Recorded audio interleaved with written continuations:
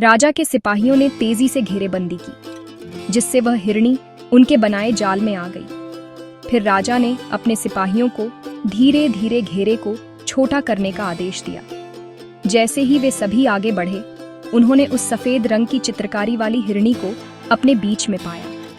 राजा धीरे धीरे उसके और करीब जाता गया। उसने सोचा कि अब वह इस अद्भुत हिरणी को पकड़ लेगा, लेकिन तभी हिरणी ने अपने शक्तिशाली पैरों से एक जोरदार झटका राजा के सिर पर मारा।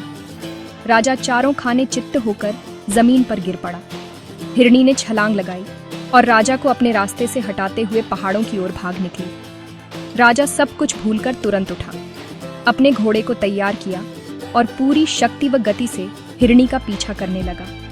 घोड़ा चौकड़ी भरने लगा, जिससे राजा के सभी सेवक पीछे छूट गए। राजा हिरणी को देखकर पहले कभी किसी शिकार के पीछे इतना अधिक वजीब नहीं हुआ था।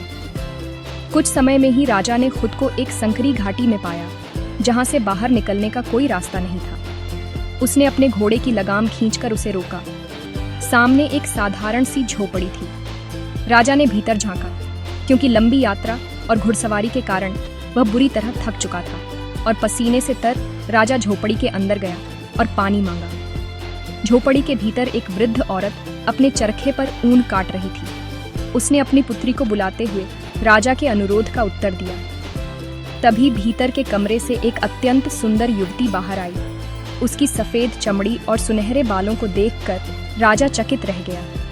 उसे इस साधारण झोपड़ी में इतनी खूबसूरत लड़की को देखकर आश्चर्य हुआ। लड़की ने राजा के पास आकर उसके मुंह से पानी से भरा मग लगाया।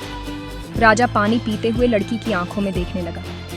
तभी उसे एहसास हुआ, यह कोई और नहीं बल्कि वही सफेद हिरणी थी, जिसकी सुनहरी सफेद चमड़ी थी और जिसके चांदी जैसे सींग थे, जिसका पीछा करते करते वह इतनी दूर यहाँ तक आ पहुंचा था। उस लड़की के सौंदर्य ने राजा पर जादू कर दिया, जिससे राजा अपने घुटनों पर बैठ गया और विनयपूर्वक उससे प्रार्थना करने लगा कि वह उसके साथ चले और उसकी दुल्हन बनकर महल में रहे। लेकिन लड़की केवल मुस्कुराई और बोली, क्या तुम्हारी वे 7 रानियां जिनके लिए तुमने इतना प्रबंध किया है पर्याप्त नहीं है? राजा ने उसके इनकार को स्वीकार नहीं किया और अधिक अनुनय विनय करने लगा।